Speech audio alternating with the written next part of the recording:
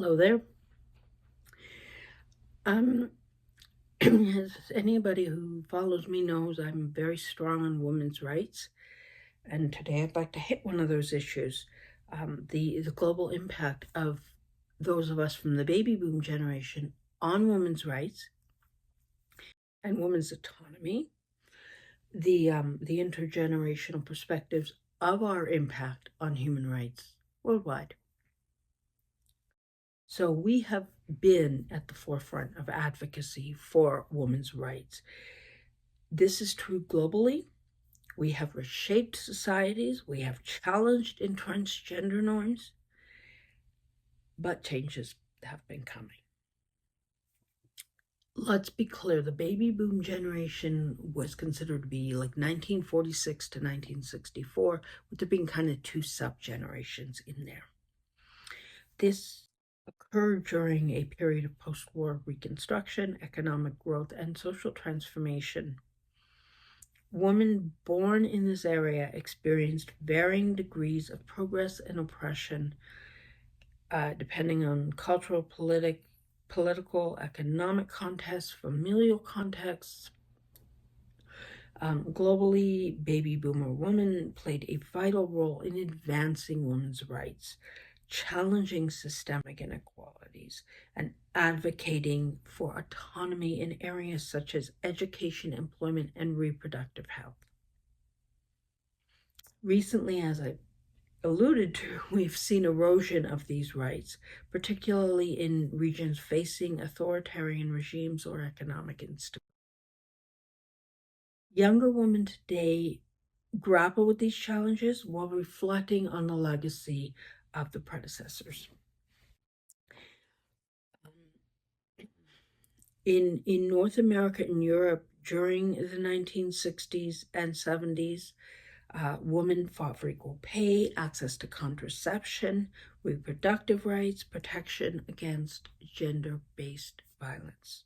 So some key achievements in the United States, of course, was Roe versus Wade in 1973, Title IX in 1972, which ensured gender equality in education. Organizations such as NOW, or the National Organization for Women, and activists like Gloria Steinem propelled these movements forward. In Europe, countries like France and Germany saw baby boomer women protest against patriarchal norms, and this led to reforms such as the legalization of contraception and abortion and the expansion of maternity leave.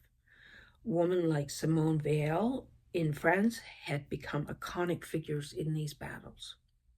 In Asia, the activism of baby boomer women was shaped by cultural and political challenges.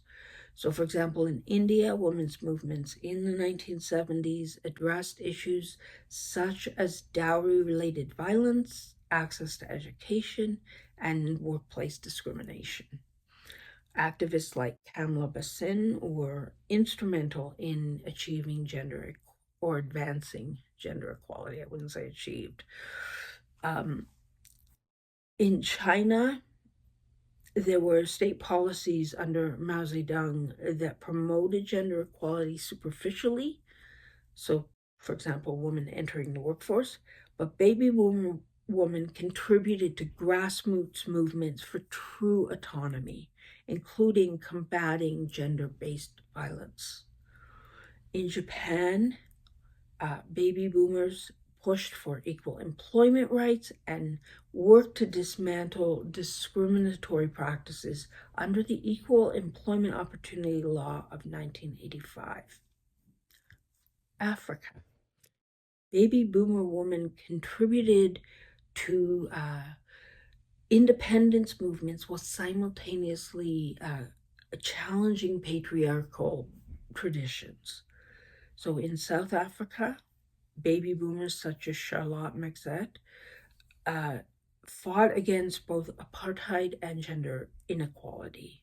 They laid the foundation groundwork for post-apartheid reforms that addressed women's rights, including reproductive health and political representation.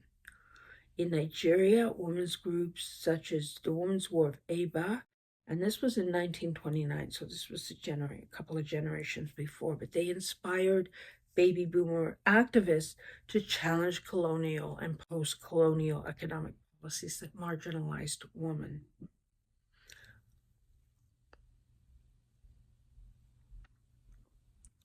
In Latin America, women's movements, particularly during periods of military dictatorship, sought justice for victims of violence and repression. So in Argentina, La Madres de Plaza de Mayo, many of whom were baby boomer women, protested against the disappearance of their children while also highlighting gender-based violence and repression. In Chile, women's groups resisted authoritarian rule and advocated for social reforms, including access to reproductive health care and protections against domestic violence.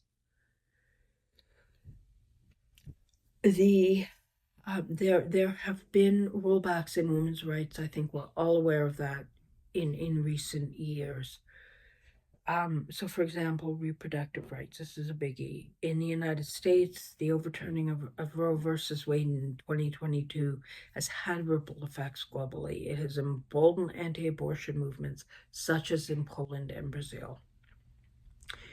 In 2020, in Poland, the country enacted a near-total abortion ban, sparking protests and widespread discontent among younger generations of females. In sub-Saharan Africa, limited access to contraception and unsafe abortion practices continue to endanger women's lives. And with progress stymied by religious and political and cultural opposition, this seems to continue. Political representation.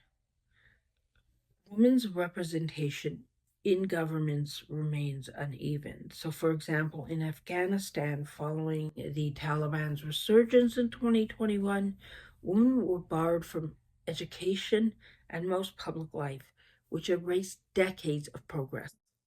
In Brazil and Mexico, although women's political participation has increased, they continue to face violence and discrimination in leadership roles. And I think we need to look at Mexico right now with a female president to see if changes can be enacted forward. It's certainly an issue of economic inequality.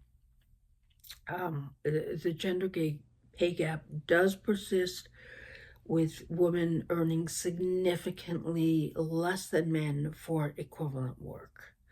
So in Asia, countries like Japan and South Korea face systemic barriers to career advancement, despite women having high educational achievement. In the Middle East, women still require male permission to work or travel, which severely limits economic autonomy. So how do younger women view baby boomer women and their effect on women's rights? Well, there's an appreciation for the foundational work we put in. They recognize that baby boomer women laid the groundwork for advancements in education, employment, and reproductive rights. In countries like Sweden and Canada, where gender equality is more institutionalized, younger women attributed these successes to earlier feminist movements.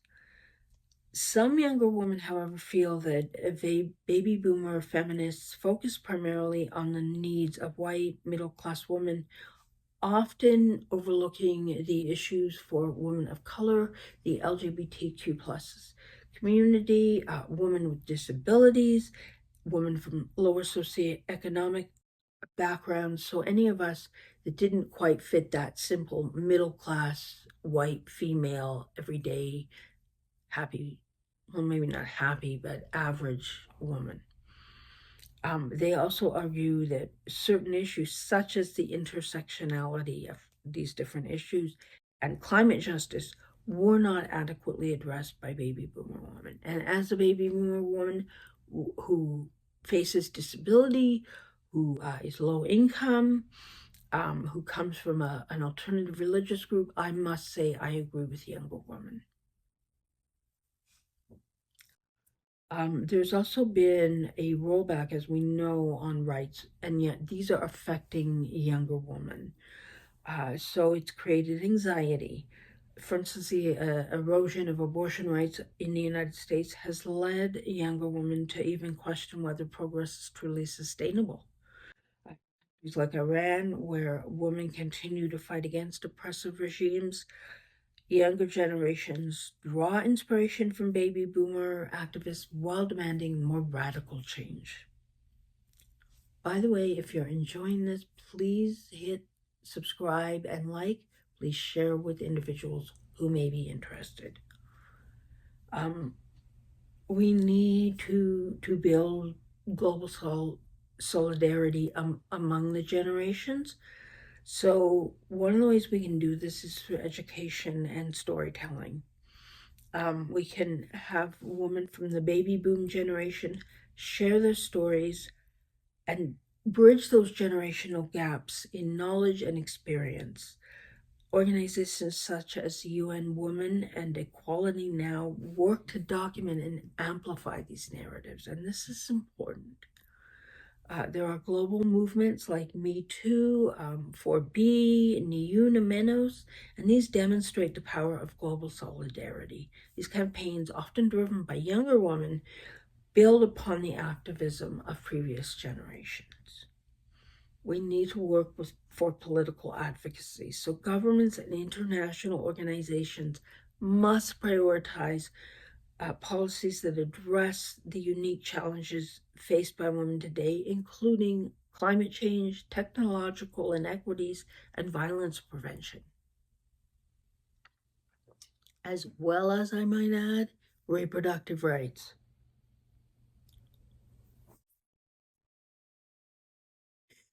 We, as baby boomers, we contributed greatly to the globalization and advancement of women's rights, but because of continued patriarchal norms and the right-wing swing towards this quote-unquote family values that ostracize women, that impact our basic reproductive rights, our health, our wages.